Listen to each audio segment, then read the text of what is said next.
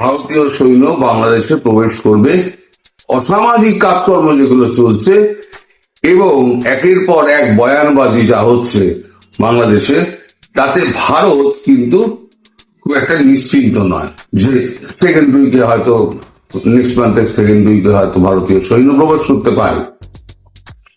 কারণ যৌথভাবে একটা ঠিক হয়েছিল শেখ হাসিনা বাংলাদেশে ঢুকবেন। সেনাবাহিনীর কর্তা কি তার ভাষণে বলেছেন, free, fair and inclusive election. এখন সেই সময় যদি শেখ হাসিনা যদি দেশে না ফিরতে পারে, তাহলে ইনক্লুসিভ নির্বাচনটা হবে কি করে? ইনক্লুসিভ নির্বাচন হবে না। তার জন্যই ঠিক হয়েছিল থার্ড উইকে তিনি যাবেন। ফলে ভারতীয় সেকেন্ড অপশন কি? সেকেন্ড অপশন একটা হচ্ছে সেটা সৈন্যকে ভেতরে ঢুকিয়ে দাও। তবে যাই হোক না কেন, শেখ হাসিনা মার্চের মধ্যে ফিরবেন, কারণ ভারত এ ব্যাপারে দেরি করতে চায় না।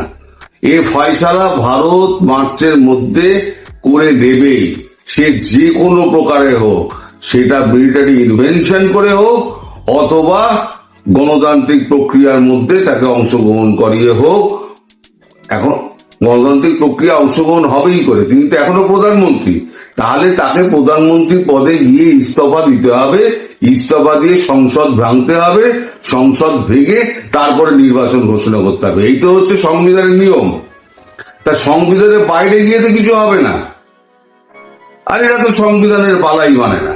ওয়াকারুজ্জামান ক্ষমতা নেবেন, ক্ষমতা নিয়ে তিনি রাষ্ট্রপতির কাছে ক্ষমতা অর্পণ করবেন, রাষ্ট্রপতি এই সরকারকে বরখাস্ত করবে, যদিও বরখাস্ত করার পিছনে লাথিবাল্লি চলে যাবে।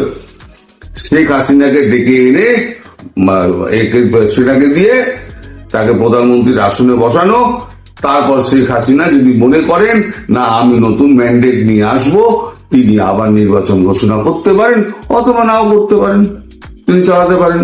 সেটা তার ব্যাপার, নিজস্ব ব্যাপার, সেখানে ভারতবর্ষ কোনো কথা বলবে না। সেইটা হবে কি হবে না সেটা আরো 7 দিন বাদে বোঝা যাবে। তবে হ্যাঁ, মার্চের মধ্যে ভারত এটা ফয়সালা করে দেবে, এই ব্যাপারে নিশ্চিন্ত থাকুন। ফয়সালা করে দেবে, সে ইনভেনশন করে হোক আর রাজনৈতিক প্রক্রিয়ার মাধ্যমে হোক, ফয়সালা একটা হবেই। এইবার ঠেঙানি দেখবেন।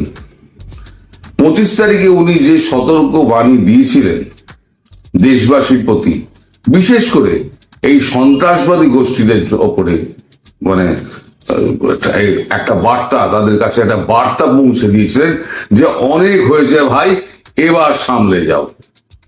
সমস্ত ধৈর্যের বাঁধ তোমরা ভেঙে দিয়েছো, একটা লেভেল অব্দি মানুষ সহ্য করে, তারপরে কিন্তু আর সহ্য করে না। জল এখন নাকের ওপরে উঠে গিয়েছে। যেটা উনি বলেননি সেটা আমি বলে দিলাম, জল এখন নাকের ওপরে উঠে গিয়েছে।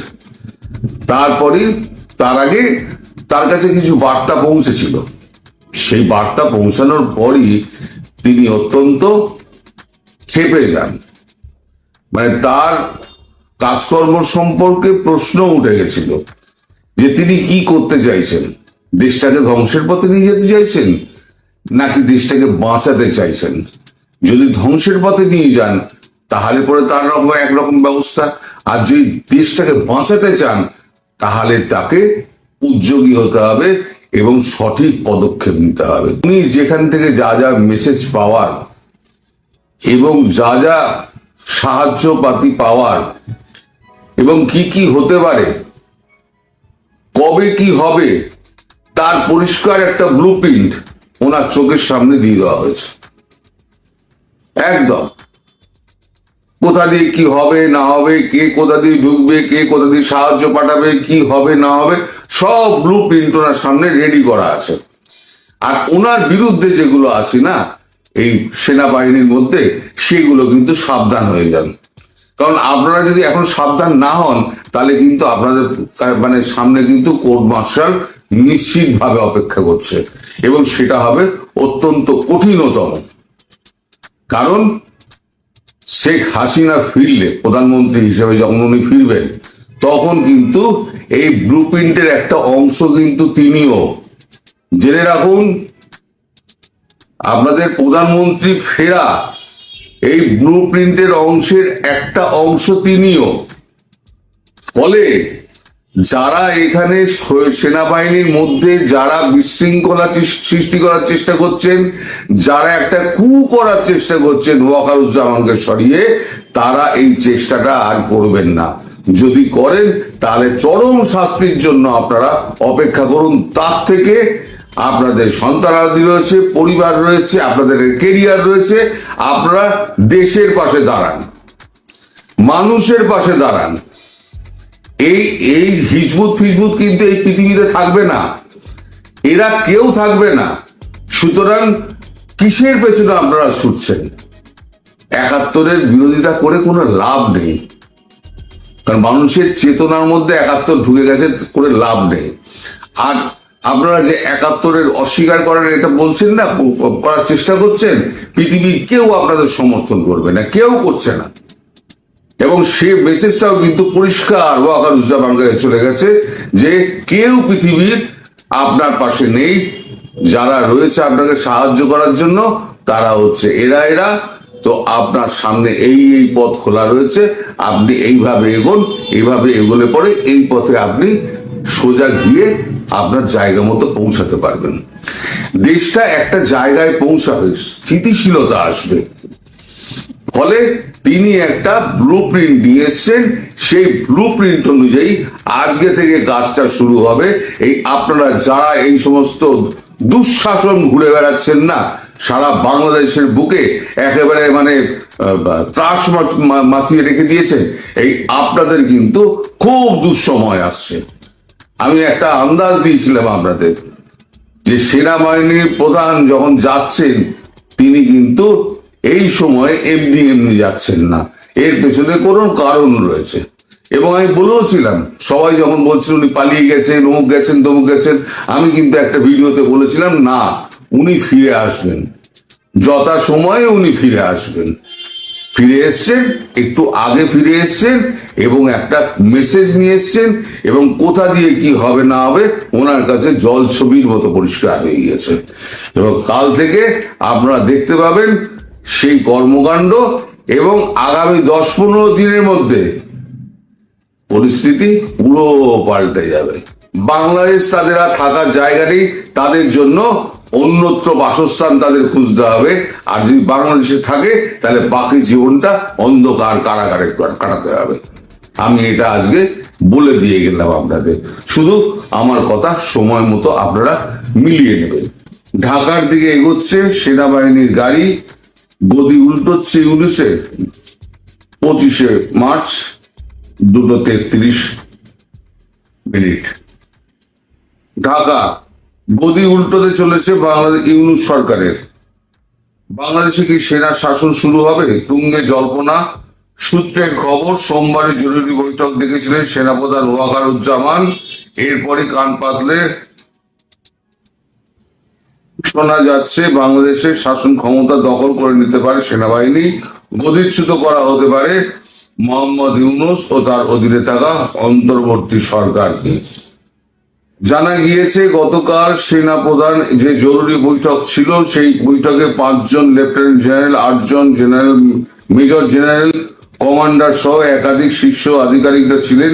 সেনার হেডকোয়ার্টারে ওই বৈঠক হয়। এই বৈঠকের পরপরই বাংলাদেশের ঢাকায় বিপুল সেনার গাড়ি বাহিনী তলব করা হয়েছে, এমনটাই সূত্রের খবর। বাংলাদেশ সেনার 9ম ডিভিশনের বাহিনীকে ডাকা হয়েছে। তারা ইতিমধ্যেই ধাপে ধাপে ঢাকার দিকে এগোতে শুরু করেছে। আর একটি সূত্রের খবর, বাংলাদেশ সেনা দেশ জুড়ে নিজেদের ক্ষমতা বাড়াতে চাইছে, বিশেষ করে ঢাকা তাদের হাতের মুঠোয় রাখতে চাইছে। এতে গেল TV9। নবভারত টাইমস একটা হিন্দি কাগজ, আমাদের ভারতবর্ষের সব থেকে পুরনো এবং বিখ্যাত কাগজ।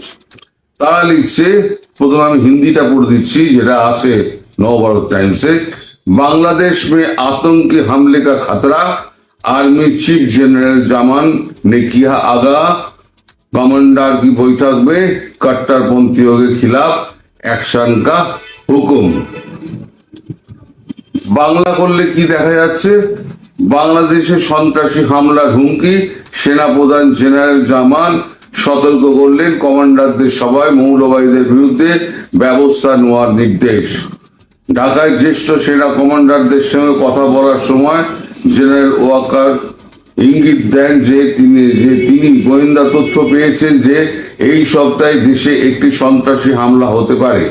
এর সাথে সাথে তিনি মৌলবাদীদের বিরুদ্ধে ব্যবস্থা নেওয়ার নির্দেশ দিয়েছেন। বাংলাদেশে শেখ হাসিনার সরকার উৎখাতের পর মৌলবাদীরা ক্রমাগত সক্রিয় হচ্ছে। টাইমস অফ ইন্ডিয়া লিখছে, আশা করি তারা মানবাধিকারের নিয়ম মেনে চলবে। বাংলাদেশ সম্পর্কে মার্কিন যুক্তরাষ্ট্র। টিওআই নিউজ 25শে মার্চ কি লিখছে, বাংলাদেশ সম্পর্কে এক নতুন বিবৃতিতে সোমবার যুক্তরাষ্ট্র ঢাকাকে মানবাধিকার নিয়ম মেনে চলতে এবং তার নাগরিকদের প্রতি ন্যায্য হতে বলেছে। আশা করি প্রতিটি দেশ, অবশ্যই বাংলাদেশ এবং অন্যান্য দেশ, মানবাধিকারের নিয়ম মেনে চলবে এবং তাদের নাগরিকরা তাদের অধিকার থেকে কি আশা করে এবং আচরণ সম্পর্কে সচেতন এবং ন্যায্য হবে। তাই আমি মনে করি এটি কোনো জাতির জন্য একটি উত্তর তারকা। সংবাদ সংস্থা এএনআই অনুসারে এক প্রেস ব্রিফিংয়ে মার্কিন পররাষ্ট্র দপ্তরের মুখপাত্র ট্যামি ব্রুস বলেছেন, এর আগে বাংলাদেশ সম্পর্কে মার্কিন জাতীয় গোয়েন্দা পরিচালক তুলসী গ্যাবার্ডের মন্তব্যে ঢাকা থেকে তীব্র প্রতিক্রিয়ার সৃষ্টি হয়েছিল। তাতে আর কি করা যাবে। এখন পেন্টাগনের যিনি নতুন ট্রাম্পের লোক বসিয়েছেন, পেন্টাগনে ট্রাম্প তার নিজের লোক বসিয়েছেন, তার নাম হচ্ছে পিট হেগসেথ। এই পিট হেগসেথ কে ডোনাল্ড ট্রাম্পের অধীনে নতুন পেন্টাগন প্রধান। 25শে জানুয়ারির খবর। এই হচ্ছে পিট হেগসেথের ছবি। শোনা যাচ্ছে তিনি সোমবার দিন বাংলাদেশ সেনার সঙ্গে কথা বলেছেন। সেনাকে কার সঙ্গে কথা বলেছেন সে কথা কিন্তু সম্পূর্ণ অনুল্লেখ থেকে গেছে। বললে পরে অনেক লম্বা হয়ে যাবে, তাই আমি আর এই প্রসঙ্গে আর যাচ্ছি না, তাহলে ভিডিও অনেক লম্বা হয়ে যাবে। বাংলাদেশ থেকেও কিছু ভারতবর্ষ থেকেও কিছু ফিলার বাংলাদেশে গেছে, তো সেগুলো নিয়ে আর আমি কোনো মন্তব্য করব না। এদিকে আজকে তো মোহাম্মদ ইউনূস তো তিনি তো গেছেন চীন সফরে, শুনছি 3 দিনের জন্য গেছেন। তিনি তো মানে স্বাধীনতা সংগ্রামে, মুক্তিযুদ্ধের সমস্ত ইতিহাসে তিনি বদলে দিয়েছেন। মুক্তিযুদ্ধকে তিনি খুব একটা পাত্তাই দেননি, আর জিয়াউর রহমানের প্রসঙ্গ তিনি একেবারে ভুলেই গিয়েছেন, নাকি ইচ্ছে করে বাদ দিয়ে দিয়েছেন সেটা বোঝা যাচ্ছে না। তাতে বিএনপি খুব বিরক্ত। কিন্তু বাংলাদেশ ফোর্স তারা কিন্তু 25শে মার্চের গণহত্যা কিন্তু তারা বলেনি। তারা কিন্তু এখানে একটা টুইটারে একটা পোস্ট করেছে, বাংলাদেশ আর্ম ফোর্স ডিভিশন 25শে মার্চ গণহত্যা দিবস, সকল শহীদের প্রতি বিনম্র শ্রদ্ধা। তার মানে বাংলাদেশের সন্ত্রাসবাদী যারা সন্ত্রাস ঘটিয়ে চলেছে, তারা যাই বলুক না কেন, বাংলাদেশ সেনাবাহিনী কিন্তু গণতন্ত্রের পক্ষে রয়েছে, দেশের পক্ষে রয়েছে এবং স্বাধীনতার পক্ষে রয়েছে। তার পরিষ্কার বার্তা টুইটারে দিয়ে দেওয়া হয়েছে। যারা বুদ্ধিমান তারা বুঝে নেবেন, যারা বুদ্ধিহীন তারা বুঝতে পারবেন না, তারা নানান রকম গুজব বলে মন্তব্য করবেন। ফলে বাংলাদেশ থেকে বা বাংলাদেশের দিকে মার্কিন যুক্তরাষ্ট্রের চাপ কিন্তু পরিষ্কার রয়ে গেছে এবং ডোনাল্ড ট্রাম্প এই তার বিশেষ ক্ষমতা বলে তিনি এই পিটার হেগসেথকে তিনি বসিয়ে দিয়েছেন পেন্টাগনের চিফ করে এবং